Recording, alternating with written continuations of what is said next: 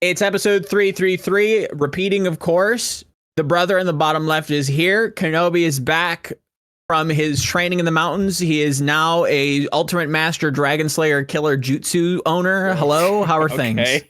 I didn't know it was all that, but yeah, it's good. I mean, where I am, there's a fuck ton of snow outside, so I'm not looking forward to having to go shovel that after this. But you know, I'll put it off a little bit with this podcast that we're gonna do, so I don't have to do it right away.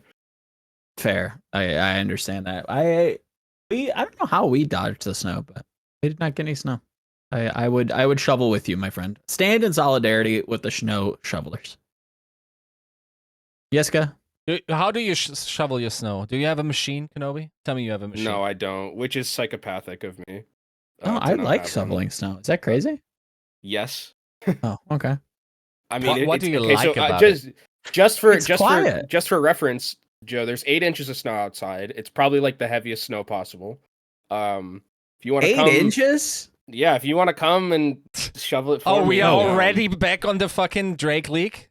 Oh, that was my segue. That was my segue. You don't get to steal that. You guys are crazy. But yeah, I should get a machine. I luckily have, I don't have to do my whole driveway because I have a neighbor who like does like landscaping and like owns a truck that so that's right. has a plow on it. So they come and do the driveway, but I gotta go do the walkway, and that's not gonna be fun. I'm just chat's moving too fast for whatever Yiska's trying to do. It's true. Chat is moving a little too fast. You know what has been moving too fast? Just kidding. It's actually been moving very slowly this off season. Oh my god! Are we calling it an off season? Is this an off season? There is a season that is off. So the season is off. It is not on. The season isn't on. So like, I'm fine with calling it an off. And thus it is off. That's true. Yeah, it's been going at a snail's pace. I feel like every week there's definitely been more things to talk about, and we will get into some of the team stuff first, and we'll get into some of the patches, maybe give some takes on maybe where things are going. There's a fair rework. Everybody and their mother has a bonus damage and bonus armor, and now there's grievous wounds in the game. What's grievous wounds, you ask? Well, we'll learn you smart later on. Don't worry. There's stuff to talk about, but it's not like, games. I want to get some games going. I want to see some competition, and I feel like APAC starting soonish, right, Yiska? Yeah. End of February? No, I think mid-February. Even though I'm not sure if it's being streamed or not, but it should be soon. Yeah. Yeah. So can't wait to get into those. Yeah. Well, we'll have to see. Another thing that kind of like recently, not leaked, but recently was announced. Sean Miller did tweet out that the Florida Mayhem and the now defunct Dallas Fuel, I guess both are defunct now, but regardless, we'll be getting skins. Why, you may ask? I'm still not too sure myself. We had to talk about this earlier. It was not clear to me why they were being awarded skins, but it looks like. Yeah, okay, why they're skins is a good question, but the reason why they're being awarded those is because of their qualifier standing for the summer stage. So the regular season of the second part of the season. And they are Dallas Fuel and Florida Mayhem. Because if people recall, Atlanta Reign and Florida Mayhem had the same season score at the end. Yeah. But Atlanta Reign had an 8-0 in the first half, Florida 6-2. And therefore, like, in order to equalize that, Atlanta went 6-2 on the second half. Then Florida went 8-0. Therefore, they got the skin there. And then Dallas Fuel, I think, went 7-1. In the round robin, and that's what they awarded it for. Which, by the way, strategically smart decision, because I definitely wouldn't have done it around the qualifiers, and then once again getting into the Hangzhou Sparks seeding debauchery. So good dodge. Is this, Kenobi, is this not like a little weird? Like, now that the website is now dead, to be like, hey guys, anybody for some owl skins? You guys want to pay? I mean, I'm always down if this means that they're gonna like, I would very much like that they don't completely get rid of the history of OWL like Okay. altogether. Sure. Because I think that was kind of one of the problems with Overwatch League was that I think I think there could have been a little bit more of like that transition, like Apex and like Sure. all of that other stuff that like came before, like contenders and like that. I think transitioning that over into Overwatch League, I think would have been good. Obviously, they wanted it. I feel like they probably wanted it to be its like own thing that Yeah. like stands on its own. But I think understanding your history, at least for me, is like one of the most important parts about like the entirety and the health of your esport, right? Like every other esport kind of like very much pays homage to its history. League is like probably the perfect example of that, more so Mhm. than anything else, where they remember like back when like old LCK and like old Sure. LPL and like all these old things, when casting worlds from Freak Space, all that stuff. So I think I'm down to have. I would love to see like maybe some more like stuff like this. Like if cross my fingers for a Mayhem championship skin. Yeah, I was That'd be just about to cool. ask, like, how are we getting these before like a Mayhem championship No, skin? Like, that's does that normal. not feel? Well, these Is are that easy. I mean, normal? yeah, this Okay. is normal. I mean, it Because definitely they is did this easier, with, but it's like weird. they did this with the Reaper like luchador skins like Yes. last year, the Soul skin and Gladiator skin, I think was the Yes. um The thing is, were the Or 2 years luchador ago. skins also just reskins of an existing skin, or was that a? yes, they were. Okay, I didn't even check that. That's fine. Yeah, so it's the same thing for this one, which is like I'm fine with that. I am. I like Yeah, okay. for that effort. anything that like pays homage to the history of the game. I think is Sure. no matter what. Okay. Fair play. It Definitely. still Wasn't sure raises myself. like future concerns or interests in how they're going to the big question is, would this be monetized? Is there a rev share model there with the existing Mhm. Misfits org? Yeah. Or the rights holder rather of the Florida Mayhem? And how is that going to be measured going forward, right? Like is Yeah. there a rev share model, or are they just going to have those skins and take advantage of those brands that really those teams are still now Around. have name rights about? Now, whether Yeah. or not they have ownership rights about is a different. I'm not sure how the legalities play out, but that's certainly like a interesting thing, because could they be transferred? Could Immortals just sell it to, I don't know, FlyQuest, and then FlyQuest opens like an Overwatch division, calls it that, and then gets revenue if that is still a thing, or Yeah. at least Sure, like sure. a skin representation that gives some additional brand value. There's still questions about, to me, how these skins are being handled going forward. But I think Yeah. you raised some definitely like interesting ideas and thoughts regarding, ownership, name ownership as we go into I just like it as a long as it's open above league. legals, If we could just like, throw the legal red tape out for a sec, I think obviously can't do that, but like Yeah, especially it's a not good these thing. days. Yeah. When money's getting kind of Tight. tight for some people. For others, maybe they're swimming in it. Who knows? But you know who is swimming in it? It's the patron producers. They're swimming in our love and adoration for supporting the show. So thank you so much to Battlecry, Refined Bean, Bronze Babu, Hal Lulshin, Rexane, Volamel, Sugar High, and our YouTube members, IMGRW, Brother Adam L, IceMGL, Fireland 6, and 8K. Thank you so much for 333 episodes. Eric correctly referred to this as the Leroy Jenkins episode. For those who get it, congratulations. You are old. That is like a 20-year-old video. Yeah. Kind of wild. Some other 20-year-old players have now been signed. Falcon Esports, or should I say Team Hamsters and Sir Majed, are here. It's a pretty stacked team, I will have to say. First thoughts, Kenobi. The Or team Fearless. of Proper Chia, Stalker, Hanbin, Fielder Smurf, and Sir Majed. Imagine them being like, oh, hey, yo, we're like creating this team with like Fearless, just Dallas Fuel with like Proper and Stalker. And then they're like, what if we got you guys Smurf? And they're like, fuck yeah, let's just fucking do it. That team is like disgusting. Like, I don't know how they, beyond the bad Pachimari curse, I don't know how they lose APAC at all. Like, that team is just filth. It's the best. Over Like- under one game. How many maps does a Jed play? If Depends it's where. double flex, well, it depends on like if it's double flex. Because I don't know if I want Chio playing my Ana. Also not necessarily. Okay. Don't know if Yeah, I wanna don't think you're wrong, but Don't want to play. Don't know if I want to play him like okay. bat. So over I mean, under the whole year, any tournament. Over Like- one map or under? Oh, over one map for sure. Yeah. Okay.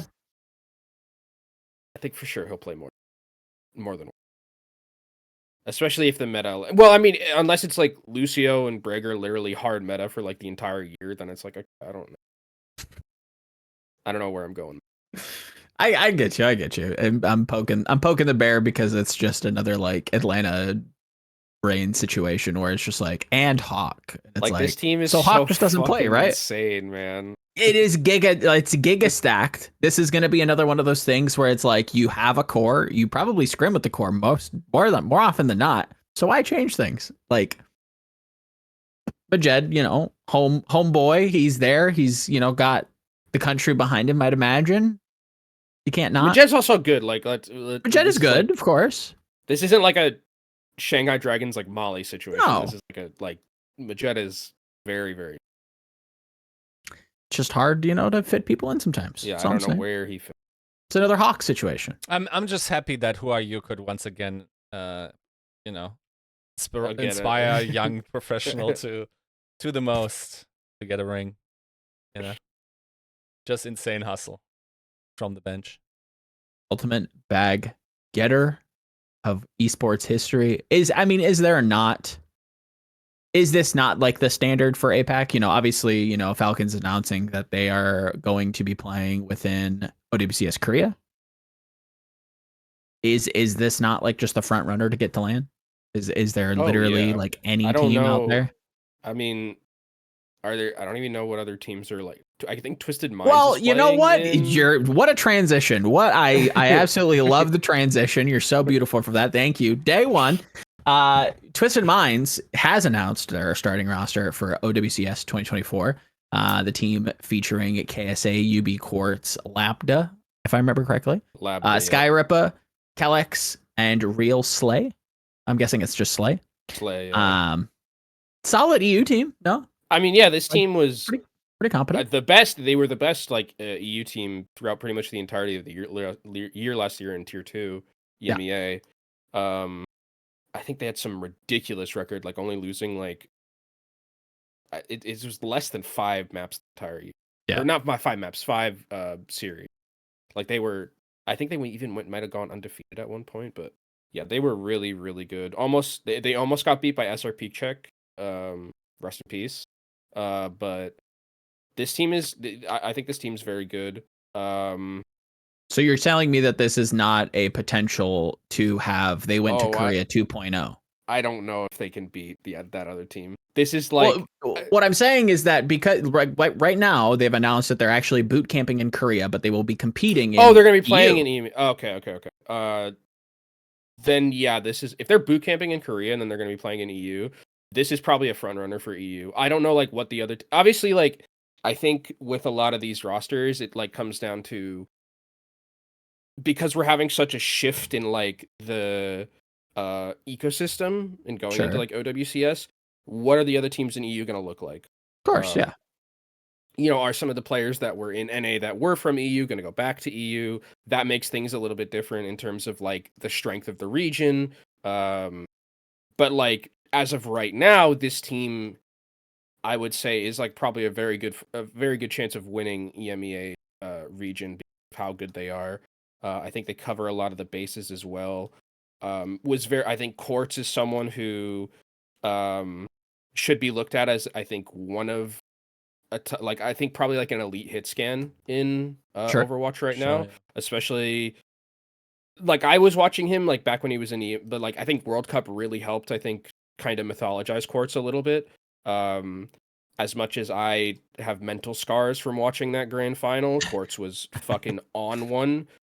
Like took it to like I don't know if he beat Shy necessarily, but like stood toe to toe with him pretty okay.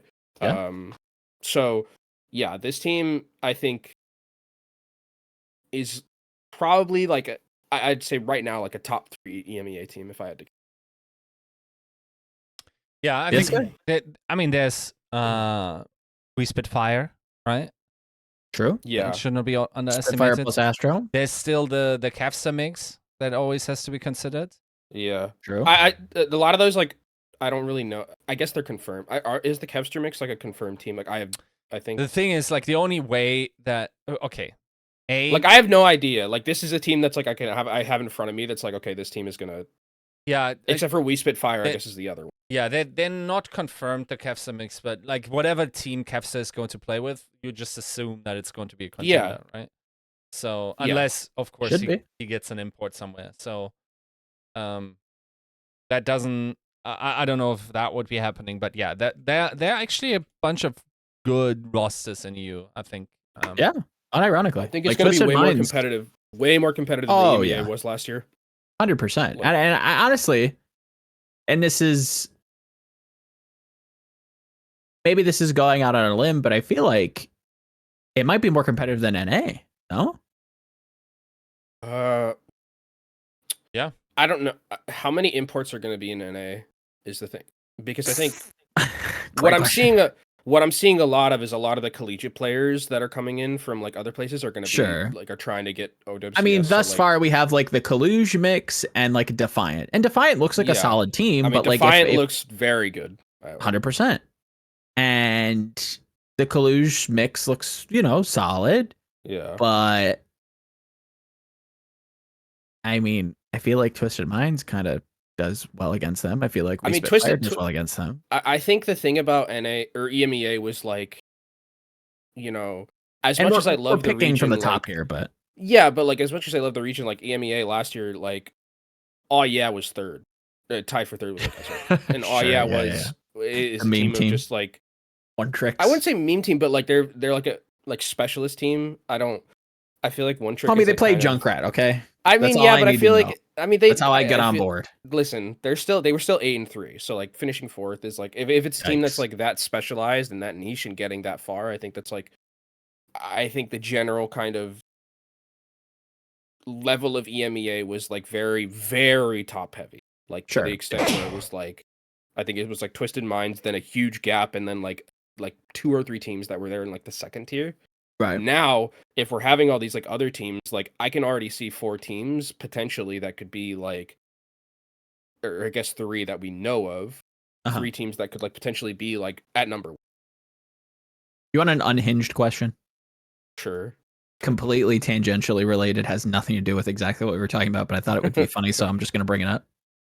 Go. Kenobi, is Leave the Patrick Mahomes of Overwatch? No, Patrick Mahomes wins championships. Leave doesn't.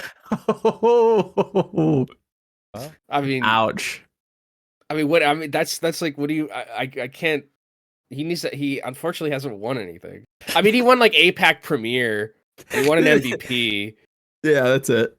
If I had to, if like genuinely, if I had to put a currently, probably like I think Leave is like Lamar Jackson at the current moment, because he wins MVPs but gets to the playoffs and doesn't perform as well.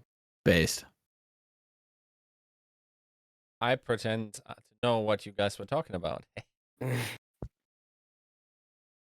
Listen, it was unhinged, okay? And I apologize. Why are you showing this to me? Stop. I don't want to see this. I don't want to see this, Eric. What's this? He was a skater boy. She said, "See you later, boy." Eric was putting up the Leave Liquipedia. Let me get this on screen. Hurts me. But yeah, I think this is for EU. I actually think it'll be really nice to see a lot of those players like go back. Yeah. Have EU be like a region that's going to be a little bit more competitive. I do like the fact that Twisted Minds is boot camping. I think that's really not only intelligent, but like it could create some interesting dynamics, especially early on in EMEA for OWCS, where as we know, I think it's not a surprise. You talk about, oh yeah, you talk about we spit fire, like incredibly stylistic teams, right? If you're spending all of your off-season boot camping in Korea, playing in the Korean bubble and the APAC bubble, and you come back and everybody's playing Rhine Rush and you're used to playing Dive, like what is that dynamic going to look like? Are you going to live up? Can you adapt? Like, are you going to just immediately force a meta redirection to like what you're playing? Who knows? Like that's an interesting dynamic that I think it will be like a touchstone to kind of watch as we see the season pan out. But definitely a solid team. I think people hopefully got corrected or came correct after the pro-am, after Twisted Minds kind of slapped up some people and surprised, I would say, quite a bit. I'd agree with that. Do we think that Overwashed the Custa mix, Emong, J3, Apply, CarQ, and Custa, do we think they make it into Swiss? I'm you know what? I'm gonna say they do. I'll ride with them. Ride. That would be insane, actually. I'll ride with them. That would actually be kind of crazy. I'll ride with the home. But I mean, NA might just be shit enough, you know. Maybe it's possible, and that's no shame to the the content team. But great logo. I want to know if that took somebody like far too long to make that GIF. Cute. I like it. It is cute. It's a good one. I will say, and you can talk about this as much or as little as you want, Kenobi, but Custa, on the topic of Custa, did put out a tweet recently. He's quoted in saying, Overwatch Esports has been my life for the last 7 years. I was hoping I could continue with OWCS, but it seems like I might not get the chance, hoping for the best, but it's looking bleak. Maybe it's time to move on. Well, first, what does that mean to you? Like, what do you, when you read that, what is like, what the fuck? They didn't get Custa? Like, what? Yeah, I think Custa is really a really good mind for the game. Okay. All my interactions with Custa have been very good. And I think that he would be a great person to have on like an Overwatch podcast. I really like I enjoyed his casting because I think one of the things that's interesting about like when I look at casting is like the difference between how players cast over like someone like me who's like not necessarily like a former player, and this is like goes for like kind of all the other games as well, as I think they have like such a insane wealth of knowledge. Jake has this too. And I think having that different perspective is always good for a broadcast. I think former players can kind of get down to some of the nitty gritty of like things that like maybe I'm not necessarily as like in touch with, right? I think there is that aspect. So I think Custa is someone who I would really like to see continue in Overwatch for sure. Yeah, I think I'd echo a lot of that. I think there's very few people who, as I spit everywhere, I will forever kind of just glaze Custa for the justice like hammering that he gave them when they did like the whole like Sigma swap, and it was like, he just kind of like went on a tirade and was like, this is ridiculous. Da, da, da, da. I was just like cheering from the rooftops that like, yes, we have like somebody's doing it. Somebody's saying something. Like we can talk about the X's and O's. They won't listen. We can try to build stories, but we don't have the resources or maybe the allowance to do so. But somebody's just gonna like mic drop, say some shit, give an opinion, whether it's right or whether it's wrong. It's out there. It's kind of fiery, and people like, it was so good. Yeah. And I think great dude. Also, really like Custa's fantastic. So one of the nicest people. One of the nicest, like intelligent. When I went to Burbank, like for his wedding, he was just like really nice. Yeah. So like, and like when I met him at BlizzCon, like yeah. So I think, obviously he's a really nice guy, and I think that having him there in capacity, I think it'd be really good, especially since he's been around for as long as he has, right? Like that when I talk about having kind of mythologizing the history of the game, someone who's like been there for like that long, I think is literally like since the start. Yeah, like having that person is important because having that overarching kind of understanding of how the esport is ebbed and flowed, I think is very important. Yeah. It would be an absolute step in the wrong direction to not have somebody like us on that broadcast. Whether it's, I think the only way that I feel like it would be tolerable is if they were really cutting down on the amount or the seats at the table. Let's put it that way. Mm-hmm. That is the only way. And even then, it's still hard to imagine not having a player that literally checks almost all the boxes. I can't think of a box that Custard kind of doesn't check. American. Fair. This is true. That is a big one. That is a tough one to not. I'm not sure what the situation is. He has a green card or not, if he pursued it, but that could theoretically.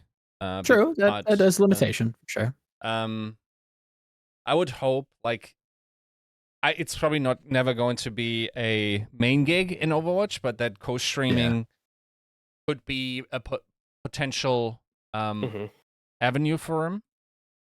But unfortunately, it's I struggle to say as much, but it feels like it's also not going to be the only person that will be impacted by those. I think that the downsizing is expected. I very much don't expect a lot of desk work at all anymore. So it just, unfortunately, as this went into the system, it is kind of shit that it got this way, but yeah, the for those folks that said that a reboot of Overwatch Esports would be beneficial, this is unfortunately, yes, that's the logical conclusion of this. Yeah, this move. And you are reaping what you sow. The problem also could be that maybe it's not even just a downsizing. But it could also just be, and that now I'm talking out of order where I don't know, is if it's just people being willing to work for less, and therefore also very likely having a worse product to show for. Yeah, right. 100%. And this is such an impactful year where we kind of need this to be as expedited as possible to get through this year, to connect with the fans that are still around, to court the fans that are here for the competition and not for the geolocation. Like, this is, we really need to hit it out of the park with the broadcast this year. And, this is not a good start to the very least. It's worrying. I agree, but okay, if you have a much more limited budget, you're now how we play these general manager, pick whoever you want. Yep. If you only have a much more limited budget, you have to be thinking about cuts, and who's not available for a broadcast. I don't think it's necessarily a coincidence that Zoe is gone, even though I could see that being like a contracted thing. It might just hint towards no more desk work being done, right? And cast is having to fill those holes. I think if you look for S tier or the first round picks, you gotta have some funds for Uber, I think. Unless you want to stage a revolt with fans. I think that's the most important talent pick left. Big one. Then you gotta look. I think it is a world where you just get more people, but those people also work less for the Overwatch job in particular, as a lot of those folks will be casting multiple esports, right? Right, 100%. It is no coincidence, or it's that's probably the best choice that you got to make, is to have multidisciplinary casters that can make their year work because they work multiple scenes, right? Sure. And if you only get so much work, then you want maybe you just approach the guys that you know that can be fine with your offer. And then also, if you're not looking to host a desk, yes, Caster has casting chops as well. And I also kind of hate when we're going away from, getting the charismatic player types with real, information chop, or rather gameplay read chops away. But yeah, unfortunately, like if you have limited resources, you gotta pick your winners. And I personally would start with Uber, and then it also, of course, is always a question of what their day rates are in comparison and whatnot. Sure. But yeah, it's hard. And I expect there will be a lot of I know there's some interesting surprises. I know there are like further upsets on the horizon. So this is unfortunately going to be the case going forward. Yeah, I mean, 100%. I think that's stuff that fans have to prepare for when something as big as the Overwatch League folds. Like there are, rippling ramifications to that decision. So, like you said, for anybody who is cheering for the death, partially, myself included, of the Overwatch League. This is the stuff that you kind of had to be prepared to, deal with in some ways, right? Kenobi, I did want to kind of rope you back in because Yiska had a point that was kind of interesting for a for very broad reasons. Talked about doing less or lessening the impact of the desk and maybe moving casters to just man the desk if that was going to be a thing at all. And that is kind of in line with some of the stuff that League of Legends is doing, at least in the NALCS, with their move to just kind of eliminating the desk entirely, and just trying to speed up getting into the game, which I know is your favorite thing to read in Twitch chat. Please caster start game. Do you think that is the future? Do you think that Riot's decision to do that is affecting, maybe the OWCS outlook on, caster rates? Stuff like that? Oh, well, I mean, I don't know about the rates or anything. Maybe not the rates, but how much is it impacting our side of the fence? Put it that way. I think that I always liked, I went to the desk and when I did it in Burbank, I actually had some of the most fun being on the desk that I like, because I think the desk is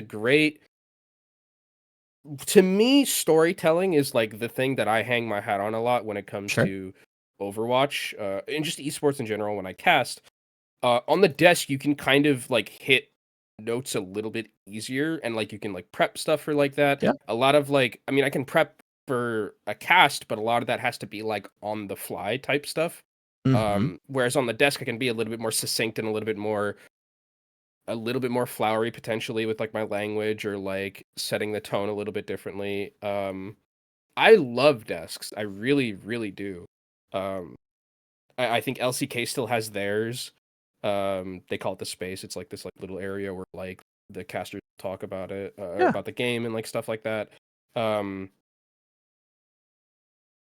think that kind of moving away from the desk. I mean, I speaking of moving away from the desk and stuff like that, losing Dash to me was I felt it felt pretty bad. Sure. I think he was really, really good for LCS, and I think was incredible at moving the desk. I mean, even in LEC, they kind of still have a desk themselves, with I think Shocks and Loray's the one who does the desk, or I think does the desk as well. I see you got real French right there. That's crazy. That's the only way I know how to say it. I don't know. I don't know. But I think desks are still important when it comes to the money aspect on it. Yeah, if you're downsizing, we did see with LCS, that was kind of the first thing to go, was the desk. So I think it sucked to lose, because I think that it does, especially if you have someone like Jake or like Custa there to really hit home with Sure. that analysis that like after watching a game, like it's good information. And I think losing that, I mean, yeah, you can always just do the thing where it's like, hey, just put the casters there. Yeah. And like casters are good at doing that as well. I don't think it's a problem, but I think having a set desk to me feels really good for the broadcast, and losing it would suck. Yeah, I would say so. I think maybe this opens up a question for the both of you.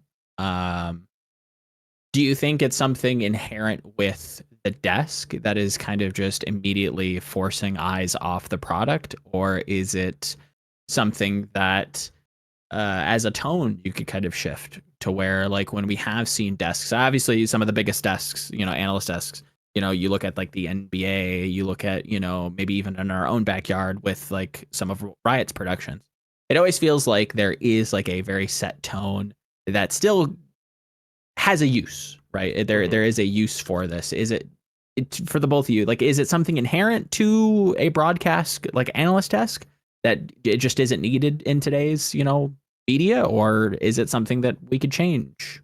Is it a style thing? Go ahead, Kenobi. I got my demolition take. Oh, okay. I mean, you talk about desks. I think that there are really good, like the NBA one, like the TNT NBA analyst desk is like insanely good, right? Okay. Because I think you have and I think it's because all of those people who are on there, like Charles Barkley, Shaquille O'Neal, Kenny Smith, and like Ernie Johnson, they're all like insanely good at their job, but they also have really good rapport with each other. And I think Right. three of them are former players, right? And I think Yep. that they do offer like a lot of good insight, but they're also like so fucking funny is like the other thing. And I think that like that's the tone they're obviously going for, right? They're not trying Yeah, to of be like course. just this like hard hitting, super analytical thing, but they still do have those moments where it's like, yeah, we can break down the game. Charles or Shaq talks about, barbecue chicken. The big man's got to get into the paint and like do the thing, stop shooting threes, right? But which is like good analysis, right? Especially if you're talking about basketball and stuff like that. Sure. But then they also will like joke about how Charles Barkley got a bracelet from a guy in a steam room, right? Like that you don't have to always be on, I think, on the Right. desk. Right. I think you can have the desk should be like more like you can have those moments where it is entertainment, but you can also have those moments where it is analysis. So I think that like having kind of an idea from the start, like don't like having the desk to just have the desk serves no purpose other than to yeah. burn more money. Yeah. Yeah. I think giving a reason, like if you can have like a reason to like, with the analysis, like I think having the big board is like great. Like when I went to do it in Overwatch, like I loved that. I loved, going to the board. I think it's a great way to kind of like, the little, where you Yeah, no, draw. the telestrator. The telestrator. I think that's like those things are fantastic because like it's a great way to kind of show, especially in like Overwatch where the game is so just like focused on one thing at a time usually. Zooming out and having that ability to look over every single minute thing that happened in a team fight is really good for the viewer to see. And like having those types of things that the desk did last year is fantastic. And then there were those moments where like we wore dog masks and talked about our underdogs. Like I think that's kind of how it has to be. I think that's like a good thing to kind of have those like, if you can find that great mix of like personalities, entertainment value, and analytical value, I think the desk is totally worth it. Okay. Yiska, your rebuttal. I think what Kenobi just said is comes at zero cost with a co-stream. And that's the essentialized, unencumbered by sponsorship talk, outsourcing of that. Of course, you're not reaping the benefits of having to or getting to put sponsorship dollars on there. I think, like for that, like whatever you said about, especially like the inside the NBA stuff, is already part of co-streams, right? Like there are former players congregating in voice calls and chatting shit. Especially like I'm thinking LS, right? And it doesn't always have to be super serious. And like I think in general, a desk is Initially, I wanted to say the desk is a necessity for an older demographic, but I'm not even sure if that's true anymore. It just feels like if you're enjoying that experience, you're probably getting a lot of that out of co-streams anyway. Okay. Especially because they now have the technological access as well. They can like get a clip, look at it, they can get their magic stick out. Epic pen. Epic pen. They can do that.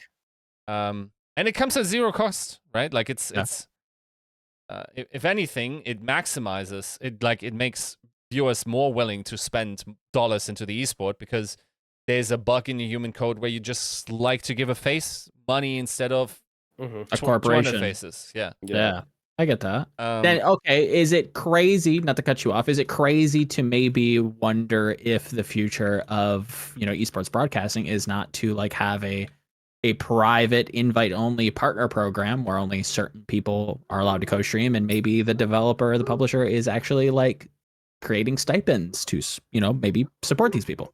Is that crazy? I'm not sure if they need support. Then just have the desk, I guess. Sure, I don't think that they need it, but to create goodwill, to create morale, to maybe even artificially keep people within your esport, maybe it's it's mutually beneficial to have something that is akin to the analysis desk, or to fill the place of, and it's symbiotic, let's say. Maybe I think they should be giving them tools. I think monetization is largely too far out, maybe. Yeah, like if your esport cannot or does not have enough eyeballs on its product to sustain one or two co-streamers, it definitely doesn't have enough resources to sustain the desk. Right? That makes sense. So the question is, what do you do in between? That like the desk theoretically would have to pay itself, and in some parts it did, right? Like they had the player of the match, T-Mobile player of the match, and that's a desk feature and all those things, right? If that is possible, fair enough, then you can talk about it. But once again, that comes with scale, right? I think it's fair to say that desks make sense when they're a product of scale that they finance themselves. It also, I personally actually don't think it's super desirable to have back-to-back-to-back games. I enjoy getting to do a toilet break, fix some food, come back, and still be there for the draft in League. Yeah. Okay. So like this, I'm like, I think we now know that there a large part of the esports audience watches more than just one team. They watch like long periods of time.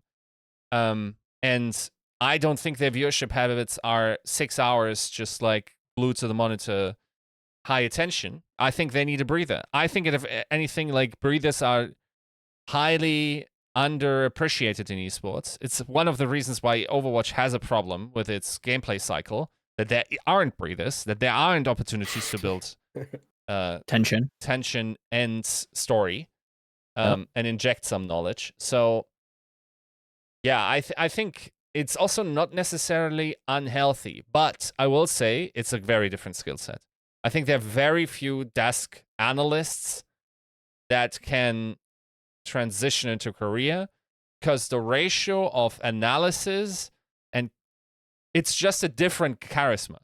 Okay, like desk casual and stream casual are two people. The fact that this guy had these two different skill sets on lock as well is kind of crazy. Like you got to say that's kind of nice, right? Like that he was capable of that. But like in general, it is much harder to I think do both, right? Well, I think now at least it's like I'm pretty sure like every caster can be an analyst and vice versa. Like I don't know if there's any like I'm scratching my brain to think of just like if there was anyone who was just like straight up only analyst, because I think people kind of realized that was like a while ago that was kind of like not really going to be like conducive. Okay. I'm trying to think, and I could be wrong. There could be someone who's just like analyst desk only in like a sport that I might not have watched, but like most of the league analysts I think can cast, and vice versa.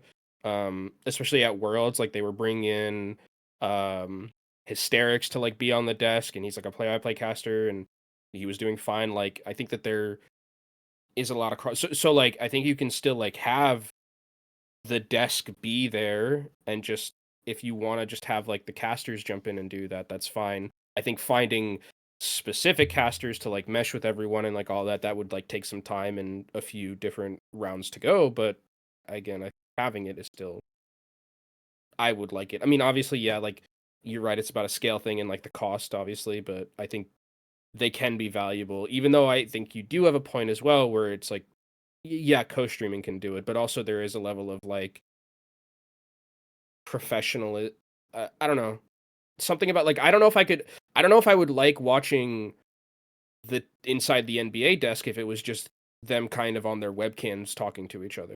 Like I don't know. Sure. If Yeah. Yeah. The thing is, like everything, like at scale, things change wildly, right? Like things become much more possible in what is feasible to do, right? Like let's say you want a hardcore analysis show, okay? There are hardcore analysis YouTube channels that flourish just because the NBA audience is so large. If just like 0.1% of the audience likes that, there's a guy making boku bucks off that, okay? Mm-hmm. Yeah. 0.1% of that in Overwatch is 1.5 guy, right? Like watching your videos on the regular, right? It's at scale, things look very differently, and behave differently and should be planned differently. We're not going for large scale anymore. We're looking to optimize for a player base, and honestly, like the co-streams are just win-win to me. Yeah, I mean, I agree. I think, like, for instance, and the logical progression here, by the way, in the Overwatch League was, we are large scale, we can do skits, we can do little, production teams, and, like, play them during the halftime. We can have pre-production shows and, like, Watchpoint and whatnot. That's large scale shit, okay? They realized that's not the scale of that the Overwatch League can operate under. There's not that audience. So you scale down, you cut Watchpoint down, you change Watchpoint, you fire people, you still maintain the desk, but like as your scene shrinks, the opportunities and the ways that you can have production necessarily has to change. Now, if shit blows up again, then you can scale back and sure, of course, look to reintroduce these things. Also some trial and error stuff. I think for the I think it's also a very different skill set to me. Okay, and here's my bias. I think there needs to be some edge, some calling out, some adversity. Yeah, we need to be more like talking, content brand. Yeah. Super, like, and there can be honest analysis in there, but there has to be way more sugar than almost like the vast majority of esports desks as I perceive them give. Okay. You got to look at the content cycle, what works with your sponsors.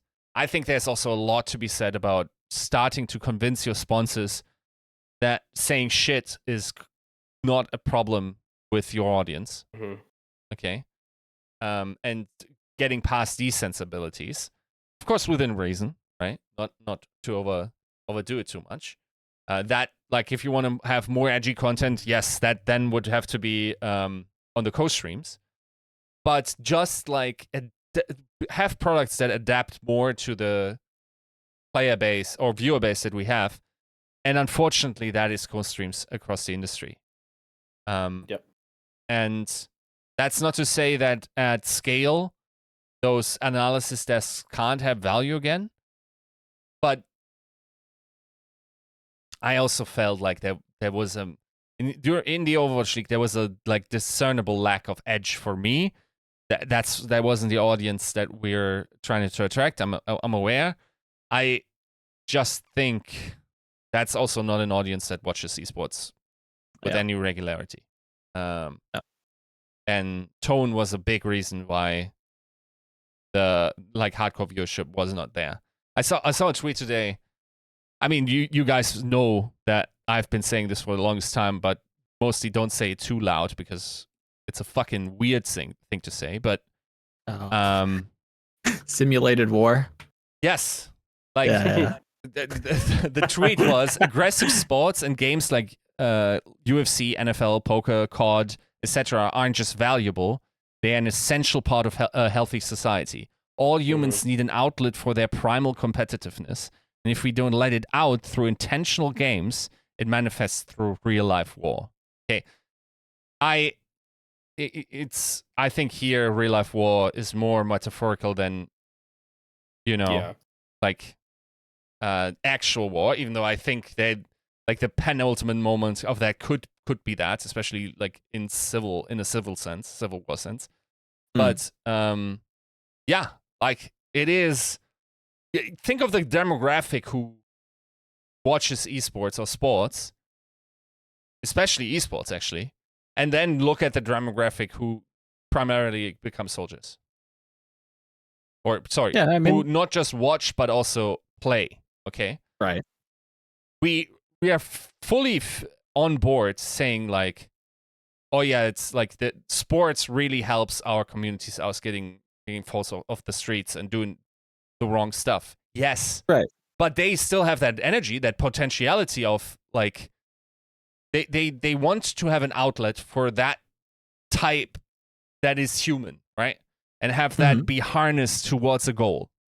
And to suffocate that with all too wholesome production never sit well to me.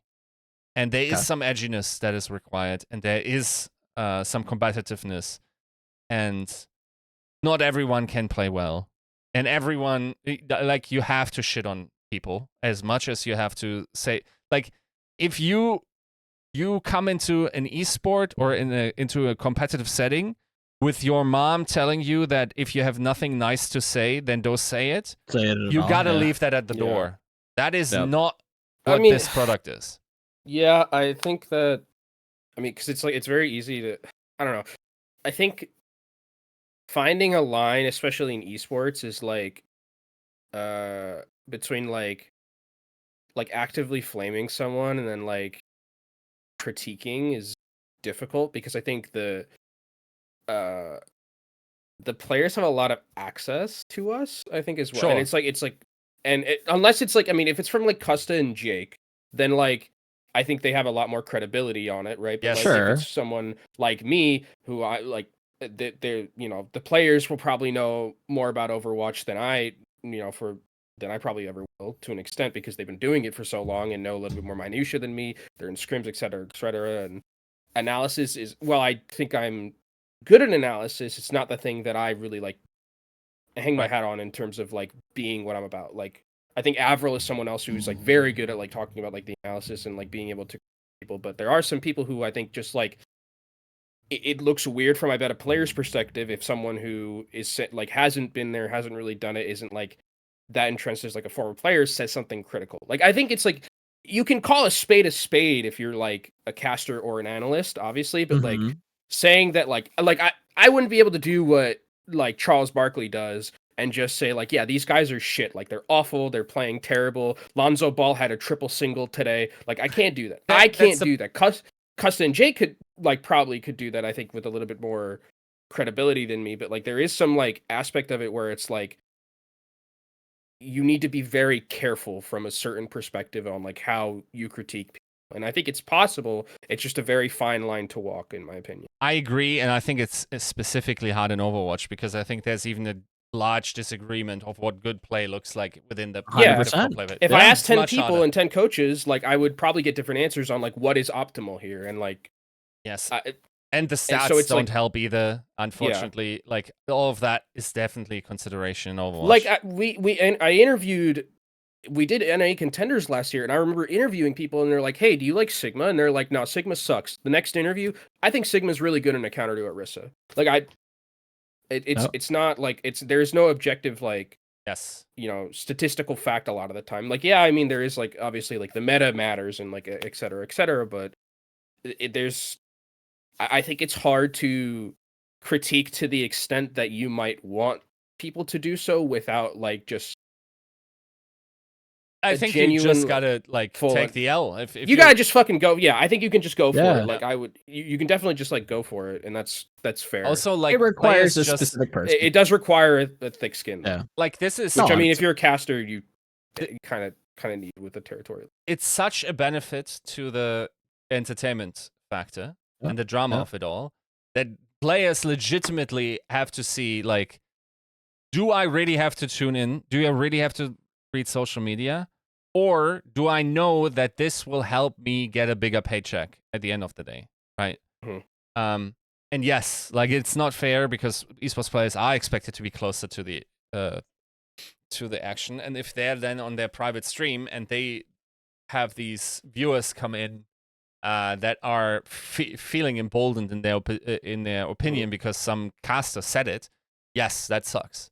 But the alternative is to have a fucking dead scene. Right? Yeah. Like, yeah, there's no only easy wins. Yeah. So I feel like they tried it for the longest time to have wholesome work. It never worked. Mm-hmm. Nope. It was milk toast, and nobody watched anyways. So what were we really even doing? You talked about the meta. To transition, we do have a gigantic, ginormous, humongous patch that is Yeah. mostly bloat, to be honest. But there is some interesting aspects that could help us maybe forecast what OWCS, at least the start of it, may look like. On top of having a general projectile increase in terms of the projectile width, most heroes' HPs have been increased. Damage across the board has seemed to have an increase. There are new role passives that we can kind of get into. There's a global passive that we can get into, and there's a new hero rework. Where do we feel like starting? Wherever. Wherever. your All pick. right. So let's get the juicy bits out the way. Let's go straight to Farah. Okay. Oh yeah, she This seems is- very fun now. Brand new. This is hot off the press. Spoiler: the leaks were right. 50 extra HP, aligned with everybody else. Rocket launcher recovery reduced. Projectile speed increased. Explosion self-damaging reduce from 50 to 25.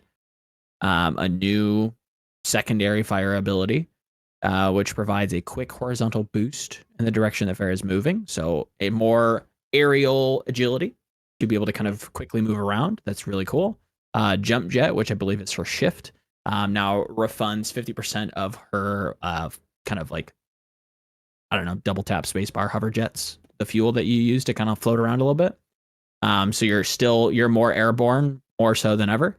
So there's literally no reason to be a ground Farah, if you will. Concussive blast is on a lower cooldown. It now deals damage. Her ult, unfortunately, is still shit.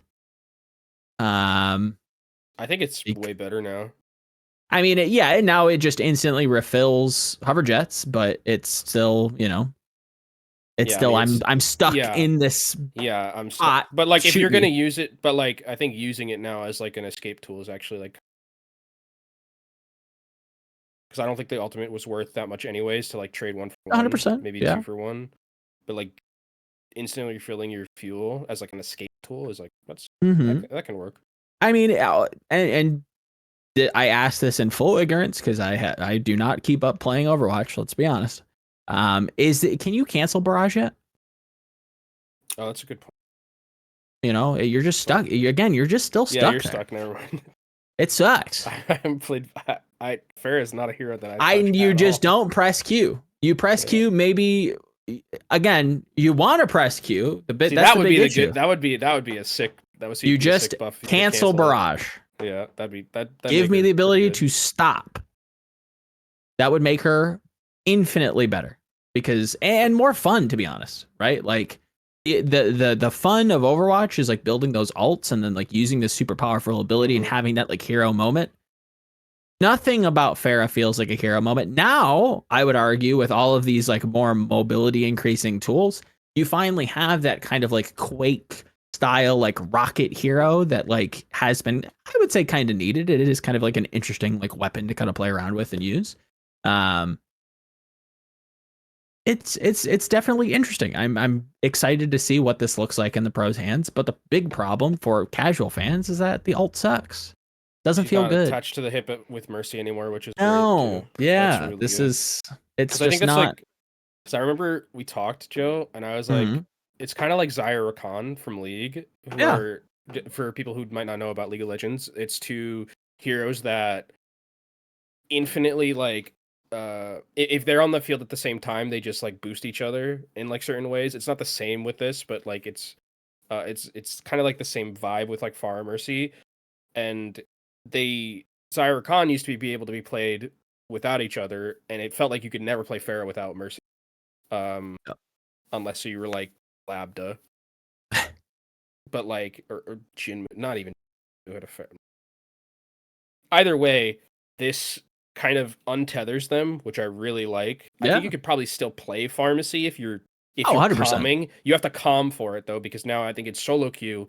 It's going to be hard to keep up with the Pharah if you're Mercy and just like trying to just like pocket her, because there's so much mobility, especially like vertical and horizontal now. Mhm. But overall, like, I think this is a great change because I think it'd be nice to see Pharah without Mercy all the time. I think that'd be really nice. Yeah, definitely. Is a hero that we want to have available in the like pool of viable heroes to be able to break up any kind of like death ball compositions. Unfortunately, for the longest time, she just kind of like flies up in the air and gets shot.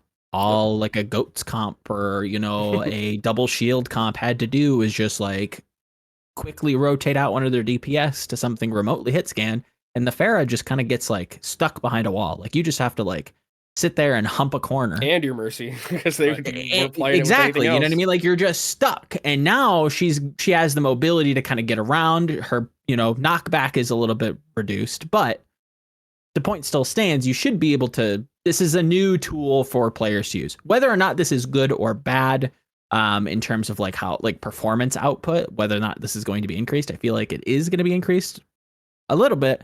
But it's one of those things that it's just such a new like rehaul that it's still early days to say whether or not this is like broken or if it's just underpowered for whatever reason. I feel like. Definitely exciting though. Is any thoughts on the Pharah? I feel about like what you just said at the end. Like I feel about all the changes like this. Yeah. Like it's. Yeah. I'm reading them. I'm noticing them. I'm having emotional eruptions within myself, and then I'm thinking, okay, it's happening in the wider context of what this game now is, and therefore, like I cannot reasonably have an opinion on this yet without having played extensively. The only people that I remotely would take insight from are content creators, also with a grain of salt, because once again, like they are incentivized to have certain takes, right? But those that I do trust to have honest opinions, I think those are the guys that you should converse with. Everyone else that's just like reactionarily just having like knee-jerk moments on Twitter, no value. Shout out Spylo. His videos are good on it. What did Spylo say? No, he had really good. No, I meant like shout out Spylo. His videos on the subject of it are pretty good actually. Oh, okay. I feel like this is like a case study of like, if everybody is pretty, then nobody's pretty. Like everybody has gotten like a big like health increase or everybody's gotten something. And it's like, what really changed? It's so difficult to parse through like the bloating of like every hero is just more tanky and deals more damage and has bigger hitboxes, but also bigger projectiles. It's like, okay, like what really changed? And that's only going to be like really discovered as you kind of continue to play the game and that'll kind of settles out. We need a month. Yeah. To add best a month before we really start to decide like what we to build on like foundational ideas and then start to kind of lead that in a direction of a style where it's like, some people are like, oh, well, dive's going to be a thing now. It's like, I mean, maybe it's possible. I mean, now we have grievous And there wounds. could also be patches that change things. Like numbers 100%. are still going to be tweaked at some point. Like, 100%. It's not. I'm definitely not playing Overwatch rank day one. I would rather. Oh yeah, that's a little rough. Rather do many other things. I think that's maybe the direction that we should go. I'm not going to sit here and read out the entire list. A lot of it is kind of just like number bloat. Some grid though. Exactly. The new damage roll passive, the reload speed bonus on eliminations has been removed. However, you have in its place a new passive that when you deal damage, you reduce the target's healing received by 20% for 2 seconds. I've been asking for this for like just a hero that had this, or like something that did this, like put it on Ashes, like dynamite or something that reduces healing. I'm so happy because healing, like burst healing, was like a problem, and like the only I think anti-nade was like the complete opposite end of like what I like the most like egregious end of that, like kind of not like wanting healing to be reduced. Like anti-heal is like a huge deal, but like having just a thing that like reduces healing for like 20% is like so good, especially because it's on DPS, and now DPS is not just like a role that just is kind of like little bit like I think DPS had a problem where it was you shoot and like that's it. And I mean, you're still going to be doing that, but like now you have a little bit more autonomy in you have a reason fights. to. Like, where are you going to shoot? Like, who are you going to like? Is it more important for me to take the healing away from the tank or take the healing away from the backline? Something like those types of decisions are going to matter a little bit more. So you got to think more. And I think giving more things for people to think about to an extent and like play the game not just on autopilot like you might have been as like DPS beforehand, I think is really good. And also anything that I think takes healing down a little bit because supports were very strong. I think probably really strong. Yeah, healing in the game has just always been like a gigantic problem. Such a big like proponent of creating some of like the worst interactions and some of the most boring metas for most audience members. I will stand opposed to that, but it allows players to feel both a sense of agency, but a sense of like productivity. When they're actually dealing damage, it feels like they're now doing more, right? I think this opens up some interesting like stat lines where it's like, okay, I'd be very interested to know like how, and this isn't something that like the average player is going to get use out of, or this is something for the OWCS, but it's like, okay, like what DPS players in the OWCS have the most grievous wounds uptime?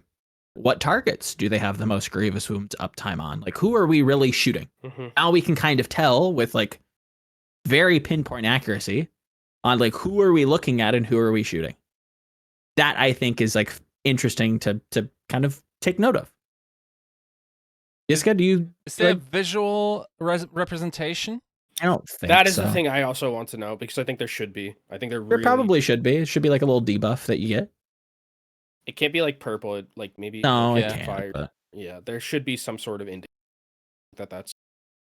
Yeah, because like this is a passive. Yes, like it's also beneficial in solo play, but it's much more potent when everyone's focusing the same target, right? Like in some ways, there are mechanics that sort of discourage gameplay, which is like the passive that everyone got with the health regen. At the same time, there's also like the healing debuff that clearly like favors people shooting one target and even training one target. Is that a thing? Wait, we never really, I guess, focused, but in MMOs it's like a thing, right? Where you say train a target, which is basically like you stay on that one guy and deplete all the resources that he has, and then eventually he drops, Yeah, I also wonder, it's for 5 seconds, or it's like what is the healing? It's like for 2 seconds. I mean, it'd be hard to like, because grievous wounds last for like a while. So like I guess Eric kind of put something in our chat where it's like a non-full health bar is kind of an indication. That's probably true. The only to an extent. it is true, it's and it's probably going to And yeah, I mean, you're because constantly I'm also just worried kind of about shooting visual people. clutter. Yeah. Yeah, 100%. Especially in a game where you're just shooting all the time, and like if Reinhardt puts his shield down for 1 second, he gets ticked like by tracer pistol. Maybe the indicator's not a necessary. An indicator isn't necessary, but having something to be able to track on the broadcast or having a tool that tracks that would be very interesting. It would. I mean, these are like a Grievous lot Wounds of is like stats that you can kind it's of like a little parse through. shield next to your health bar. I wonder if like they could do like a little broken shield kind of thing next to the health bar, like a tiny. You can create solutions. I believe in our small indie company. We'll figure. You could figure it out if you want to. Depends on if you want to or not. We had to cast without anti-nade for a long time. It's true, and there's so many visual things that I wish we had, but alas, we don't. Another thing that we've kind of been, I feel like the community at large has been celebrating is the global passive that all heroes now regenerate 20 HP after 5 seconds of not taking damage. The old support passive. A lot of people have pointed towards that, allowing more individual play to be more autonomous. Do you kind of think that's going to push more of a dive centric idea, or is it really still too early to say, Yiska? Yeah, way too early to say, I think. There's so much in this patch that just like switches things around so heavily that it's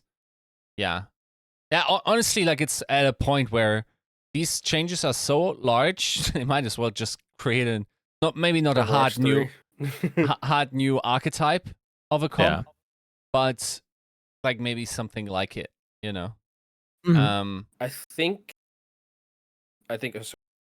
even like something like AoE scrap seems way more feasible now into some. It's not necessarily poke, but like, or hard focus or something, right? Like, yeah,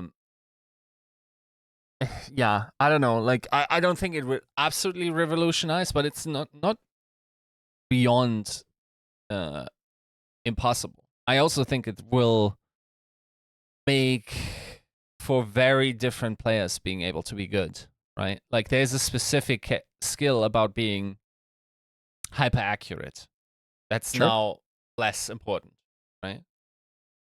Like micro adjustments or like insane accuracy flicks are now considerably easier, so that will promote certain player types more. So yeah, it's really hard to see where this might go. Also, you have to consider the engine that used to come up with all the meta types is also now severely hampered because presumably we have much less brains thinking actively about Overwatch metas. With all the AL coaches being unemployed. So that's a consideration, even though that will not. Sometimes it impacts ranked meta, most of the time it doesn't. But yeah, we'll see how it is going forward. But I'm not running any alarm bells personally. Yes, lowered skill ceiling is just something that doesn't sit well with me like on a general basis. But I don't know. It might just not matter too much, even though I think, general tracking accuracy was already not too hard. Yeah. Especially for body shots. Headshots is different, right? But, we'll see. We'll see how that develops. Kenobes, any thought for the global passive? You think that's pretty good? I think it's good. I think it gives more, like, giving more autonomy is always something I'd like, and not having to be fully reliant on your healer. It doesn't really matter for tanks, I don't think. Like 20 health. Yeah, no, it's mostly for like supports and for DPS. I think Spilo mentioned this is that like 5 seconds is a lot of time to like not take any damage or not like be part of combat. It's really long. So like this doesn't, I don't think, instantly just make dive like the best thing. Like it's not gonna work that way where it's like, the flankers are gonna become so strong. Like 5 seconds is a lot. Like it's a lot of setup time, and I don't think that's really gonna affect it too much. It'll help like in solo queue, I think, for sure. Oh Like yes, flankers, it'll be really good to be like a tracer and just be like, okay, I mean, even then, it's like still like, if I'm tracer, I already know where the health packs are. If I'm a good tracer, I know where the health packs are. I go blink over to those and figure that out. So, but like for some other flankers, maybe it is a good idea. Like Sojourn, I think is like nice having her like be on the flank and like being able to like dash out.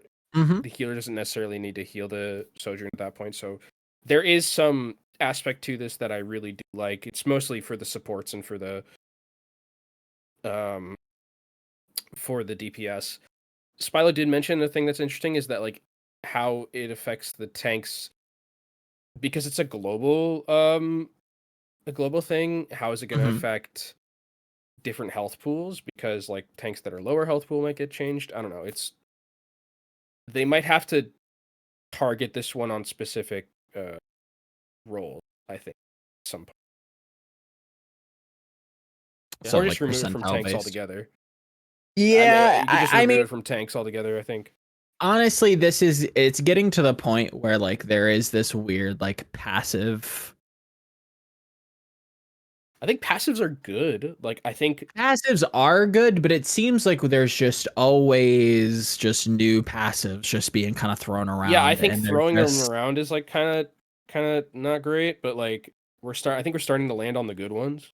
Yeah, Like, I would say so, and I would hope we're so. hitting the bullseyes, we're hitting the 20s. We're starting to get there. I think like the grievous wounds. I've been asking for grievous wounds forever. Next, we need Rubik, and then I'm gonna be like really happy. A passive to generate more abilities to steal. Yeah. Yeah. Let's do that. Yeah, I think the bulk of this patch, the important parts, either you won't be able to see it, or there are the little texts that you immediately scroll down past to find your favorite hero to see if they are buffed or nerfed, right? It's the projectile with changes. It's the ultimate charge changes that everybody's ults increased cost by 10%. So it's going to be a little bit longer to get those big ultimate abilities. It's the like we've been talking about with the grievous wounds. Reducing healing is big. It may not feel super tangible or impactful, but that is a significant change to how certain supports are viewed. Is Zenyatta like viable? I don't know. It's difficult to say when Harmony Orb does so little healing, and now the target takes 20% reduced healing on top of the damage. Is he going to have enough throughput to exist? I don't know. Hard to say, right? Things to think about.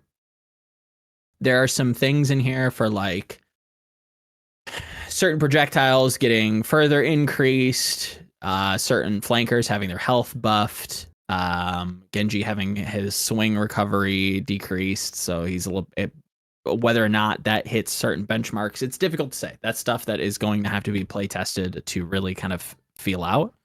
But a lot of this stuff, I feel like the impact is in the finer print. On top of, all the other changes that we've talked about with the rank reset, the Jade weapons, the is it really a soft reset or is it a hard reset? All this added benefit. It feels like the game itself is starting to make some, the right moves, but we won't see those knock-on effects for a while. So we will have to see. We haven't had you on the show in a little bit, Kenobi, so I did want to get your take regarding some of the OWCS rules. Do we feel any type of way about map vetoes? Oh, I haven't. You like those? I think, from what my understanding is that it means you can just like veto. Is it one or two maps? I think it's each team strikes down one map, and then you pick. You pick 4 from pick the a pool. Yeah. I think that's a good idea. I think predetermined map pools. I mean, I think they're still probably going to that, but like, I think giving again teams more autonomy is always good. I think we're getting close to depending on what the hero release cycle looks like in the next few years. we're gonna get bans at some. I think it's inevitable. I think if Okay. the hero roster, what are we at? We're at 4. How many heroes are we right now? Great 35? question. I wish I 30. knew. 30 something. Yeah. I think. So like, say we double that. Thinking way into the future here, but like, say we double that, even like half it. I think like when we get to like 50 to 60 heroes, it's gonna be like a question about to start doing. Because I think the reason we don't have bans now is because every hero is too archetypically, I think is the word. Caster, by the way, different to each other, that like banning, if you ban like one hero, it would just ruin an entire composition, right? Whereas in League, if you're banning, Orianna, Syndra exists. Like, you have another control mage you can play. Ahri exists. Like, there's those type of things. You can have, if you ban Jarvan, you still have Vi if you're trying to go for like a dive.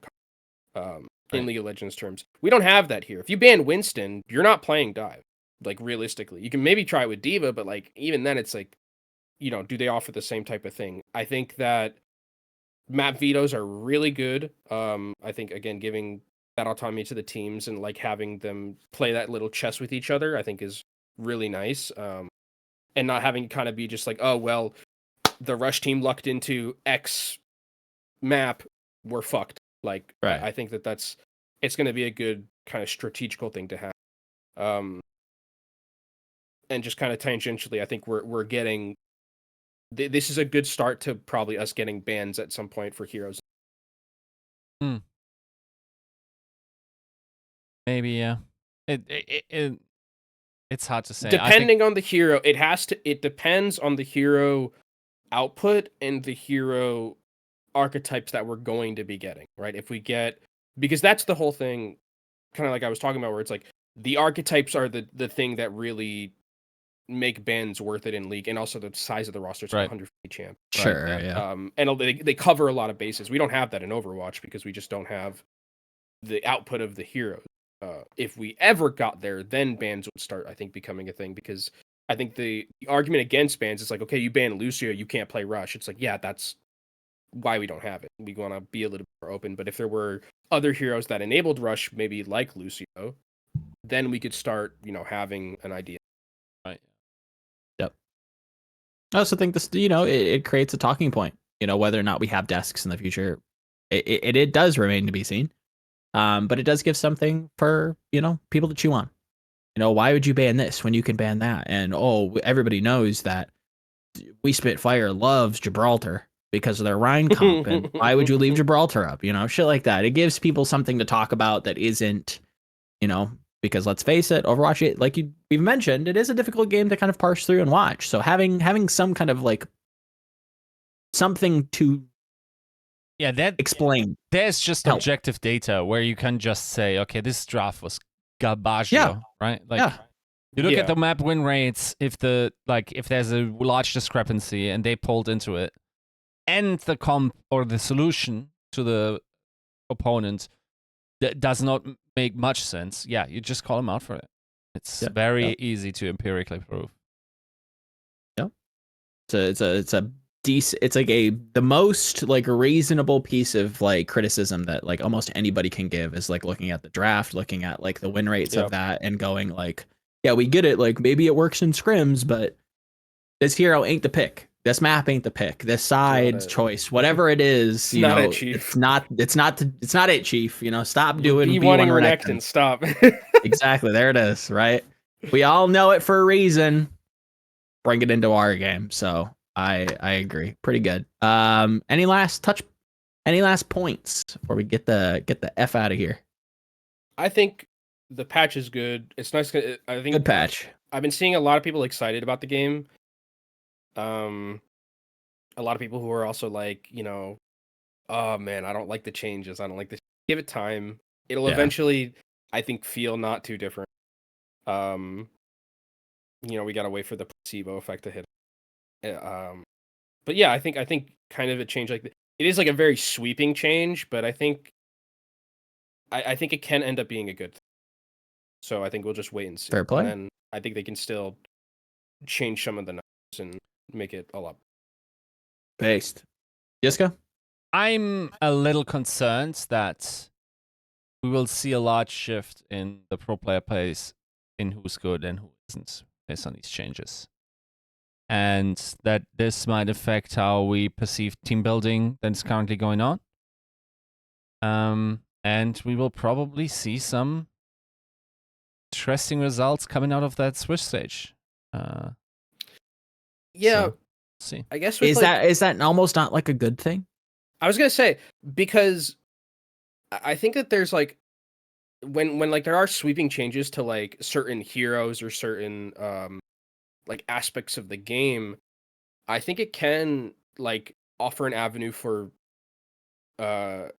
more people to get in, for like to do different things. Because like when like SKT was, I'm talking about League a lot, but it's kind of like when SKT was winning worlds, like Wolf, the support, not the caster. Wolf like made his career on Tom Kench just eating bang, and then just like, you know, that was it. Like I was kind of like all Wolf was doing at the time. It felt like, and then a lot of people made their career off of like Tom Kench being that good, and then when Tom Kench got reworked, he like, it kind of opened the door for like a lot more other supports to be played, and that opened the door for a lot more viability from like other people to come in and start like playing other supports, and like the versatility got a lot better. So if we're expanding how easy, quote unquote, the heroes are, maybe that changes to versatility being a really important aspect on top of, which I think maybe Overwatch wants, I guess. Yeah, Could be. We'll see. But yeah, I also, just as a general thing, I know folks have said this a lot. I think we have advocated on this podcast a lot that like about sweeping changes. Yeah. It's just good to see that they're still tinkering around with the wider Overwatch formula and just like are this hardcore in expanding the possibilities. And if it doesn't work, it doesn't work. Roll that shit back. Or take the best out of it. Yep. And go next with a hard like reimagining of what this might be, right? Because once again, like you will piss off a couple of people, and in the end, it's all about like bringing more in Players. than leave. Yep, exactly. And that is, I think, the capstone, I think, to a lot of this is that Overwatch, in games in general, I think modern gaming in general needs to understand that like seasonal play is what drives like monthly active users. This is making me more interested in playing Overwatch than I have been in forever, right? Me And I'm not the only too. person the only person to think that way. It's the same thing with Diablo. It's the same thing with Path to Exile. It's the same thing with World of Warcraft. It's the same thing with Fortnite. It's how modern gaming is and should be marketed. You need to have a big change in 3 to 4 months, add in a bunch of content, backload all the changes you want to do, highly produce the shit out of it, get it to people's eyes. It's a new game. It's a new season. Come join us. It's a fun time. Season 9, baby. Woohoo. Let's go. Let's go play Pharah. Let's go shoot people and make them not take more healing. Fuck you, right? Like this is what we need. This is the cycle that modern gaming is going down, and we have to kind of get on board. Yeah. So I think this is a step in the right direction. I like the fact that this is being produced, and the verbiage around it is focused on season 9, big patch, bought lots of changes. Overwatch 3. That's not the first time I've heard somebody talk about like, oh, such sweeping changes, it might as well be a new game. That is permeating outside of just our little esports bubble. That is going outside, right? That's how we should be looking at this. That's what the dev team, that is a empirical success that is drawing eyes to Overwatch. And that is important because we need players.